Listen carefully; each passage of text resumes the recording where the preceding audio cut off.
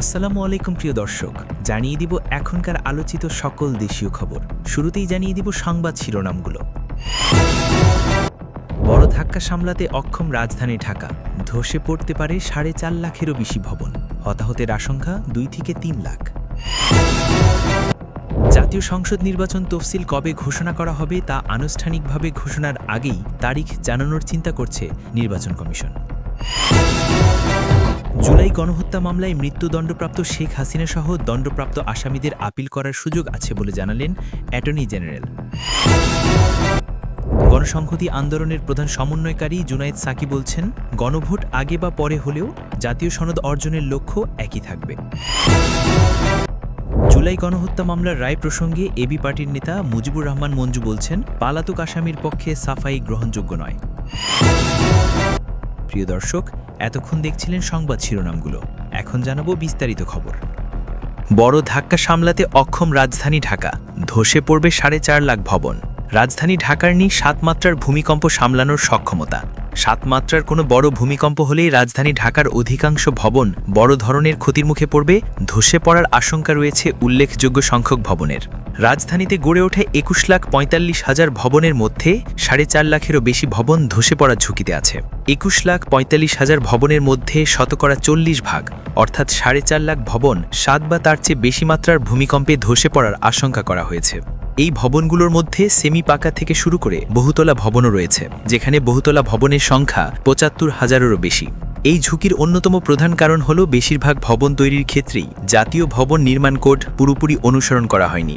অধিকাংশ ভবন নির্মাণের জন্য সরকারি কর্তৃপক্ষের কোনো অনুমোদনই নেওয়া হয়নি, এমনকি 95% নির্মাণ করা হয়েছে অনুমোদিত নকশার বাইরে গিয়ে। পেশাদার প্রকৌশলী ছাড়াই অনেকে কেবল রাজমিস্ত্রিদের দিয়ে নিজেদের মতো করে ভবন নির্মাণ করিয়েছেন। অপরদিকে অনেক ডেভেলপার শুধু বেশি লাভের জন্য ভবনের মান বজায় না রেখে নির্মাণ কাজ চালিয়ে গেছে। ভূমিকম্পের ফলে বড় ধরনের ক্ষতি হলে অন্তত 2 থেকে 3 লাখ মানুষ হতাহত হওয়ার আশঙ্কা রয়েছে, তাই সাথে গ্যাস ও বিদ্যুতের লাইন ছিঁড়ে গিয়ে আগুন দ্রুত ছড়িয়ে পড়ার ঝুঁকিও থাকবে। রাজধানীর উন্নয়ন কর্তৃপক্ষ রাজুক সম্প্রতি আরবান রেজিলিয়েন্স প্রকল্পের আওতায় ভবনগুলো নিয়ে একটি জরিপ পরিচালনা করে এসব তথ্য পেয়েছে। রাজুক চেয়ারম্যান প্রকৌশলী মোহাম্মদ রিয়াজুল ইসলাম এই বিষয়ে বলেছেন, আগে হয়তো এ ধরনের দায়িত্বহীনতার নজির ছিল, কিন্তু বর্তমানে তারা জবাবদিহিতার মধ্যে আনার জন্য প্রতিনিয়ত প্রচেষ্টা চালিয়ে যাচ্ছেন। তিনি আরও জানান, ইতোমধ্যে বিধি বহির্ভূত 3,382টি ভবন চিহ্নিত করে প্রয়োজনীয় ব্যবস্থা নেওয়া হয়েছে। তার মতে 7 থেকে 8 মাত্রার ভূমিকম্প সহনশীল ভবন নির্মাণের প্রতি গুরুত্ব দিতে হবে এবং এজন্য সবার আগে নাগরিকদের সচেতন হওয়া জরুরি। জাতীয় সংসদ নির্বাচন তফসিল কবে ঘোষণা তা আগেই জানাতে পারবে ইসি। ত্রয়োদশ জাতীয় সংসদ নির্বাচনের তফসিল আনুষ্ঠানিকভাবে ঘোষণার আগেই তফসিল কবে ঘোষণা করা হবে সেই তারিখটি আগে থেকেই জানানোর পরিকল্পনা করছে নির্বাচন কমিশন। সম্প্রতি নির্বাচন কমিশনের অনুষ্ঠিত এক সভায় এই বিষয়টি নিয়ে আলোচনা হয়েছে। ওই সভায় প্রধান নির্বাচন কমিশনার এএমএম নাসির উদ্দিন সহ 4 কমিশনার ও ঊর্ধ্বতন কর্মকর্তারা উপস্থিত ছিলেন। নির্বাচনে আইন শৃঙ্খলা পরিস্থিতি নিয়ন্ত্রণে কী ধরনের পদক্ষেপ নেওয়া হবে সেই সংক্রান্ত কর্মপরিকল্পনা নিয়েও এই সভায় আলোচনা হয়। বৈঠকের এক পর্যায়ে তফসিলের তারিখ ঘোষণার বিষয়ে আলোচনা হলেও এই বিষয়ে কোনো চূড়ান্ত সিদ্ধান্ত এখনও নেওয়া হয়নি।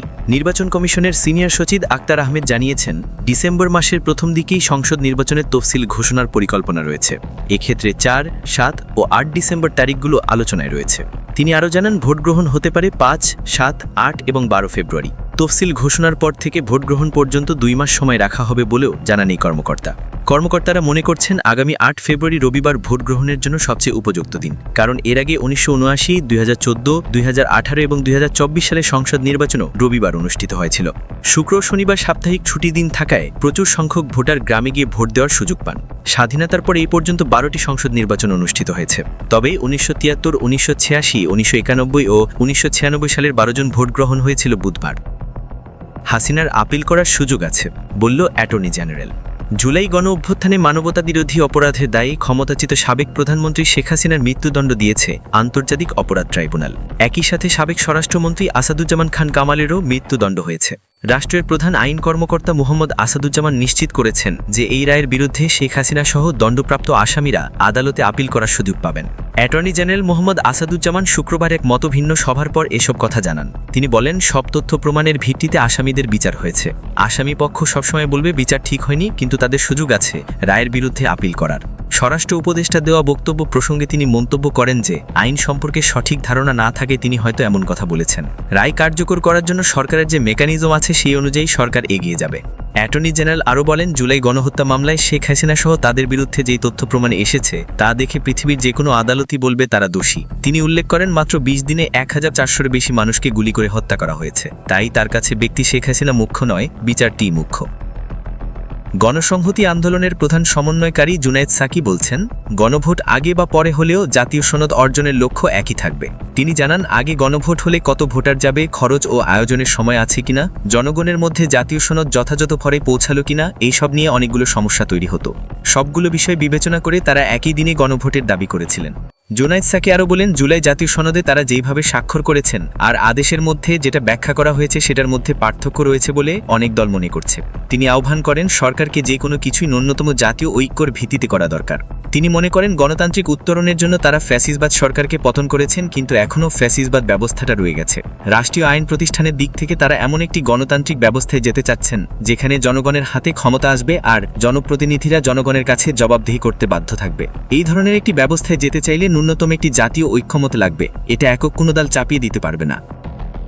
পালাতক আসামির পক্ষে সাফাই গ্রহণযোগ্য নয় বললেও মুজিবুর রহমান মঞ্জু।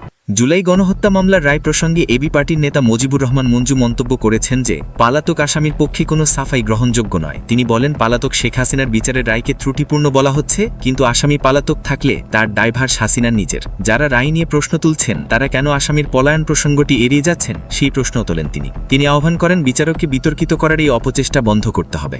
মুজিবুর রহমান মঞ্জু বলেন, মানুষের অধিকার ও কল্যাণই এবি পার্টির রাজনীতির মূল ভিত্তি।